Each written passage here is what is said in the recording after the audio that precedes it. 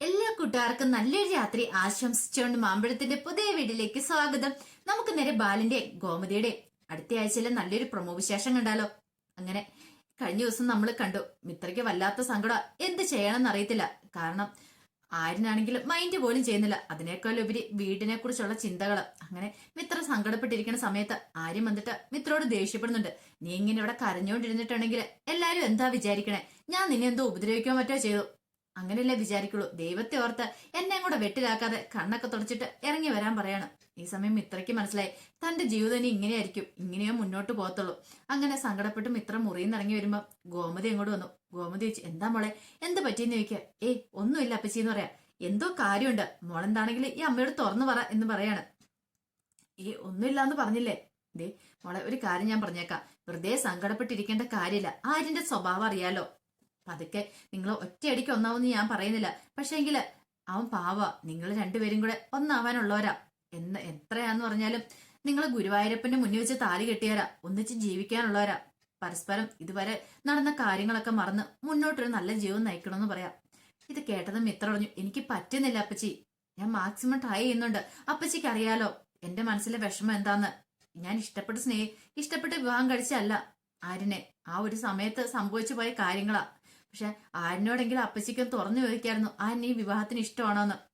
ശരിക്കും പറഞ്ഞ അപ്പച്ചി ആരിന്റെ മേലെ ഈ വിവാഹം അടിച്ചേൽപ്പിക്കുകയല്ലേ ചെയ്തേ, എന്നെ ആരിന്റെ തലയെ കെട്ടിവെക്കുകയല്ലേ ചെയ്തേന്ന് ചോദിക്കാം. ഇത് കേട്ടതും പെട്ടെന്ന് ഗോമതിന്റെ, ഇങ്ങനെയൊന്നും പറയരുത് മിത്ര, നിനക്കറിയാലോ നിന്റെ അപ്പോഴത്തെ സിറ്റുവേഷൻ. നിന്നെ രക്ഷിക്കാനായിട്ട് ഞാൻ നോക്കിയിട്ട് വേറെ ഒരു മാർഗവും കണ്ടില്ല. അതുകൊണ്ടാ എന്റെ മോന്റെ ജീവിതം, ആ സമയത്ത് അവന്റെ ജീവിതത്തെക്കുറിച്ച് അവന് കുറേയധികം സ്വപ്നങ്ങളുണ്ടായിരുന്നു. പക്ഷെ ആ സ്വപ്നങ്ങളെല്ലാം മാറ്റിവെച്ച് എനിക്ക് വേണ്ടിയിട്ടാ അവൻ നിന്റെ കഴുത്തിൽ താലി അർത്തിയത്. അതുകൊണ്ട് എനിക്കൊരു അപേക്ഷയുണ്ട്, നിങ്ങൾ രണ്ടുപേരും നല്ല രീതിയിൽ ജീവിക്കണം. ഞാനായിട്ട് ഒന്നിപ്പിച്ച നിങ്ങൾ പ്രശ്നമൊന്നും ഉണ്ടാക്കരുതെന്ന് പറയാം. ഇത് കേട്ടതും മിത്ര പറഞ്ഞു, ഇനി ഞാനായിട്ടൊരു പ്രശ്നങ്ങളും ഉണ്ടാക്കുന്നില്ല. ഇനി എന്താന്ന് വെച്ചാൽ അപ്പച്ചി പറഞ്ഞാൽ തന്നാ മതി, ഞാൻ അതുപോലെ തന്നെ ചെയ്തോളാം. എല്ലാവരുടെയും മുന്നിൽ സന്തോഷം അഭിനയിക്കണോ അങ്ങനെ ഞാൻ അഭിനയിച്ചോളാം എന്ന് പറയാണ്. മിത്ര അങ്ങോട്ട് പോവാണ്.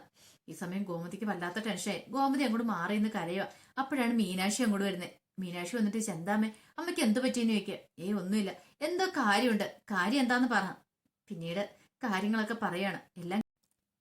ഈ സമയത്ത് മീനാക്ഷി പറഞ്ഞതേ, അമ്മയ്ക്ക് അറിയാലോ കാര്യങ്ങളൊക്കെ, അമ്മ കുഞ്ഞു വെച്ചൊന്നുമല്ല. ഇപ്പൊ തന്നെയാണെങ്കിലും ആകാശാണെങ്കിലും ധർമ്മനങ്കളിലാണ് നല്ല സംശയമുണ്ട്. ആര്യനും മിത്രയും സ്നേഹിച്ച് കല്യാണം കഴിച്ചാണോ, അതോ ഇനിയിപ്പോ വേറെ എന്തെങ്കിലും പ്രശ്നം ഉണ്ടായിട്ട് അവർ വിവാഹിതരായെന്നൊക്കെ. വെറുതെ എന്തിനാ അവരുടെ സംശയത്തിന് ബലം കൂട്ടുന്നത്, അതിന്റെ കാര്യമൊന്നുമില്ല. അമ്മ ഒന്ന് സന്തോഷത്തോടെ ഇരിക്കുക. ഞാൻ എങ്ങനെ സന്തോഷിക്കുമെന്ന് പറ. ഇപ്പൊ തന്നെ കണ്ടില്ലേ മിത്രയ്ക്ക് ഭയങ്കര വിഷമ, അവള് കരഞ്ഞോണ്ടാ വരുന്നത്. ആര്യനാണെങ്കിലോ അവളോട് ദേഷ്യപ്പെടുന്നു കാണുന്നുണ്ട്. ഇങ്ങനെ പോയിട്ടുണ്ടെങ്കിൽ എവിടെ ചെന്നെത്തും, എല്ലാവർക്കും സംശയം തോന്നും. അങ്ങനെ സംശയം വന്ന അവസാനം നമ്മളെ മേളിലേക്കായിരിക്കും വരുന്നത്. അവസാനം ബാലേട്ടൻ കാര്യങ്ങളൊക്കെ അറിയും, നമ്മളാണ് കള്ളത്തരം കാണിച്ചതെന്നൊക്കെ. ബാലേട്ടൻ ഒരിക്കലും സഹിക്കാനും ക്ഷമിക്കാനും പറ്റുന്ന കാര്യമായിരിക്കില്ല അത്. പിന്നെ ഞാൻ എങ്ങനെ സന്തോഷിക്കണം, നീ തന്നെ പറ മോളേന്ന് പറയണേ.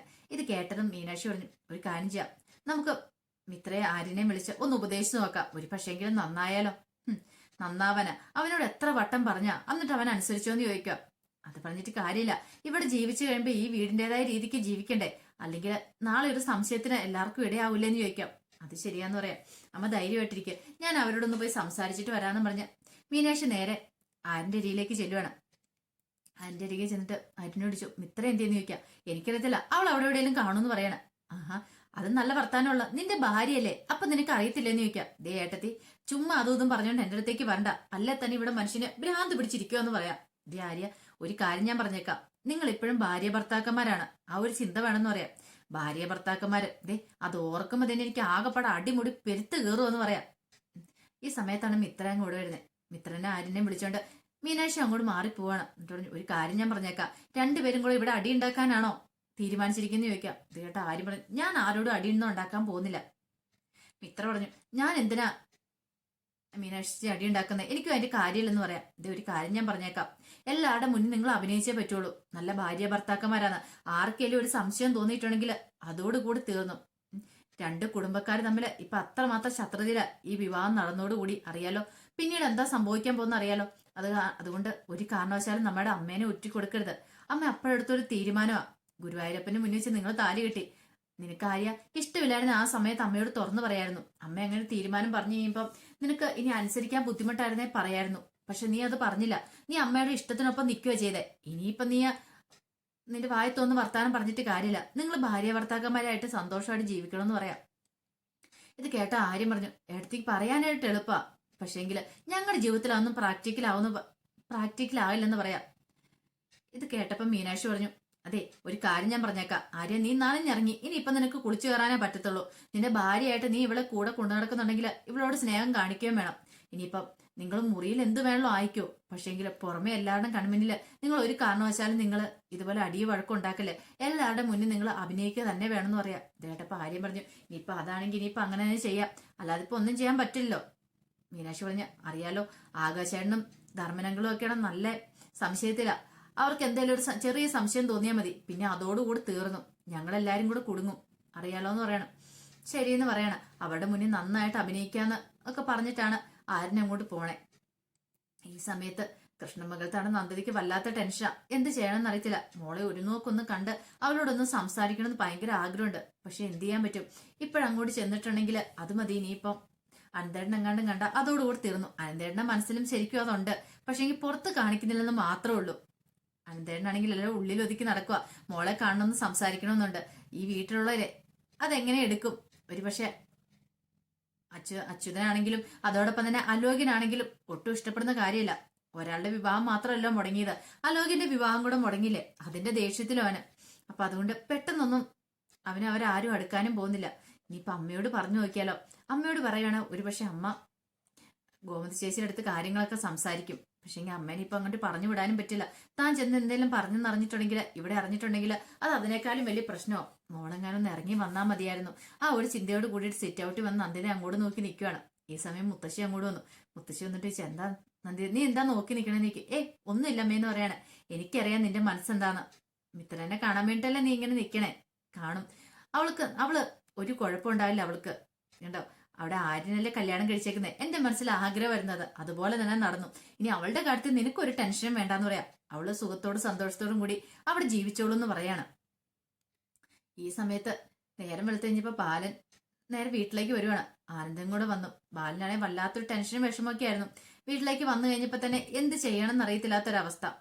കാരണം ഇനിയിപ്പൊ കൃഷ്ണമംഗലംകാരുടെ മുഖത്ത് നോക്കാൻ പറ്റില്ല. ഇത്രയും കാലം തല ഉയർത്തി പിടിച്ച് നടന്നിരുന്ന മിത്ര ഒളിച്ചോടി എന്ന് പറഞ്ഞപ്പോ പോലും ഇത്ര ടെൻഷൻ ഉണ്ടായിരുന്നില്ല. പക്ഷെ ഇപ്പോഴങ്ങനെയല്ല.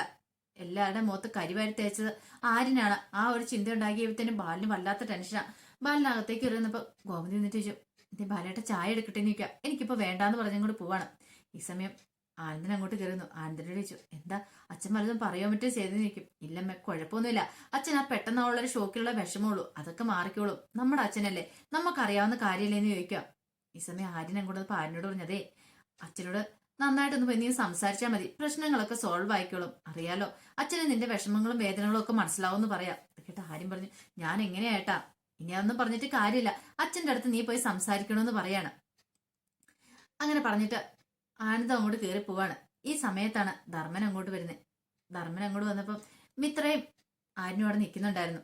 അപ്പൊ രണ്ടുപേരെയും നോക്കി, കൊള്ളാം, എന്നാലും മിണ്ടാപ്പൂച്ച കല ഒടിക്കുന്നു പറഞ്ഞ് കേട്ടിട്ടുള്ളൂ. രണ്ടുപേര് സൂപ്പർ ആയിട്ടുണ്ട്, എങ്ങനെ സാധിച്ചെന്ന് ചോദിക്കുവാണ്. ഇത് കേട്ട മിത്ര പറഞ്ഞു, അത് പിന്നെ ഞാൻ കൂടുതലൊന്നും പറയണ്ട, നിന്റെ ധൈര്യം ഞാൻ സമ്മതിച്ചു വന്നിരിക്കുന്നു. എന്നാലും ഈ വീട്ടിലേക്ക് തന്നെ കയറി വരാൻ നിനക്ക് തോന്നിയത് എങ്ങനെയാ? ഒരു വാക്കെങ്കിലും നിനക്ക് പറയാനെന്ന് പറയണം.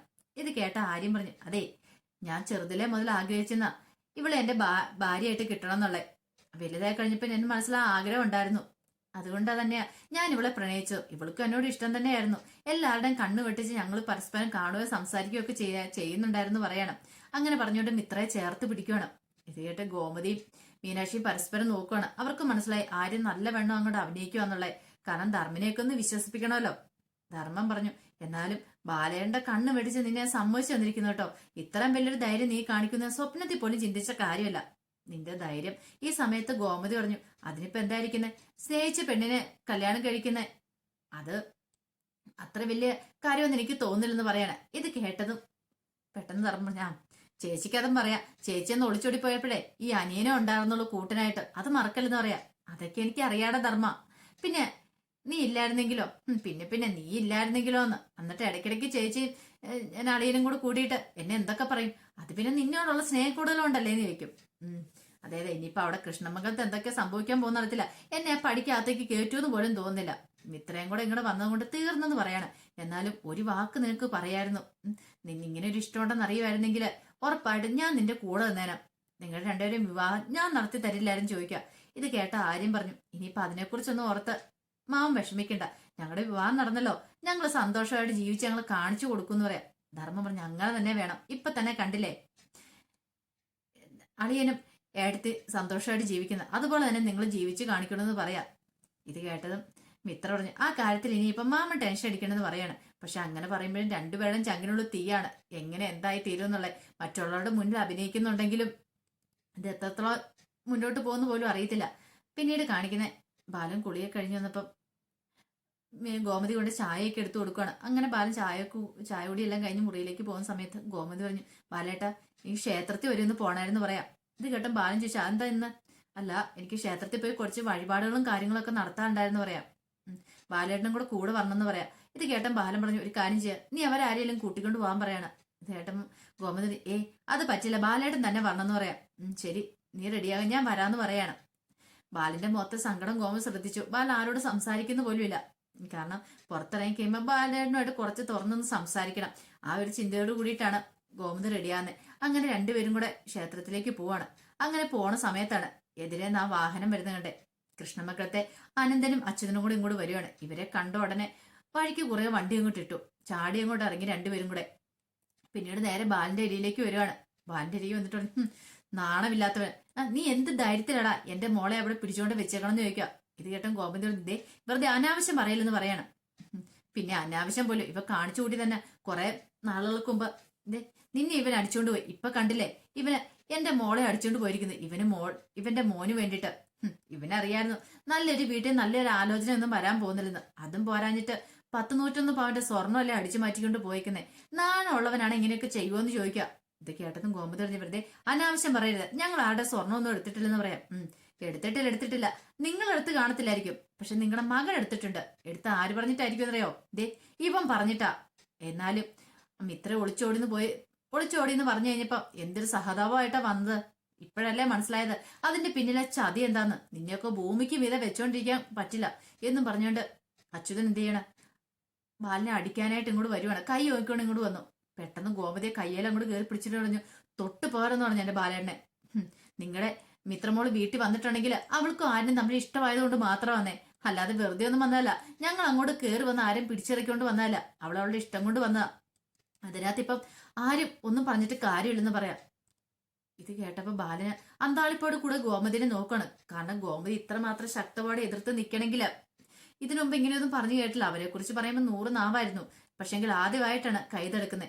പെട്ടെന്ന് അന്ന് ചോദിച്ചു, ഓഹോ അപ്പൊ നീ കൈതെടുക്കാറായല്ലേന്ന് ചോദിക്കാം. പിന്നെ എന്റെ ഭർത്താവിനെ തല്ലുന്നതുകൊണ്ട് ഞാൻ എന്നെ അനങ്ങാതെ കൈയും കെട്ടി നിൽക്കണമെന്ന് ചോദിക്കാം. നിങ്ങളുടെ ഗുണ്ടായുസൊക്കെ അവിടെ മതി, എന്റെ ഭർത്താവിന്റെ അടുത്ത് വേണമെന്ന് പറയണം. മേലാല് ഈ കാര്യം പറഞ്ഞ് ഇങ്ങോട്ട് വന്നാണ്ടല്ലോ, അവർക്ക് തമ്മിൽ ഇഷ്ടമായിരുന്നു, അവര് വിവാഹം കഴിച്ചു. അതിന്റെ പേരില് എന്റെ ബാലേട്ടന്റെ നേർക്ക് ഈ കൈ പൊങ്ങിയിട്ടുണ്ടല്ലോ, ഈ കൈ പിന്നെ ഒന്നും പൊക്കത്തില്ല. ഏട്ടനൊന്നും നോക്കില്ല, ഞാൻ കാരണം അടിച്ചു പൊട്ടിക്കും. പറഞ്ഞ മനസ്സിലായെന്ന് ചോദിക്കാം. ബാ ബാലേട്ടാന്ന് പറഞ്ഞിട്ട് ബാലനോട് പറഞ്ഞിട്ട് സ്കൂട്ടി സ്റ്റാർട്ട് ചെയ്ത് അവരും കൂടി പോവാണ്. ഈ സമയത്ത് അച്യുതൻ പറഞ്ഞു, കണ്ടില്ലേ അവളുടെ അഹങ്കാരം കണ്ടില്ലേ, ഇത് അധികം നാൾ പോകുമെന്ന് തോന്നില്ല, എന്ത് ചെയ്യണമെന്ന് എനിക്കറിയാം, ബാ അനന്തേട്ടാന്ന് പറഞ്ഞോണ്ട് അനന്തനെ കയറ്റിക്കൊണ്ട് അവർ രണ്ടും കൂടെ പോവാണ്. അപ്പൊ അതിന്റെ വിശേഷങ്ങളൊക്കെ നമ്മൾ കാണാൻ പോകുന്നത്. ആ വിശേഷങ്ങളൊക്കെ നമുക്ക് കാത്തിരിക്കാട്ടോ. ഒരിക്കൽ കൂടി എല്ലാവർക്കും നല്ലൊരു രാത്രി ആശംസിച്ചു നിർത്തുന്നു. നന്ദി.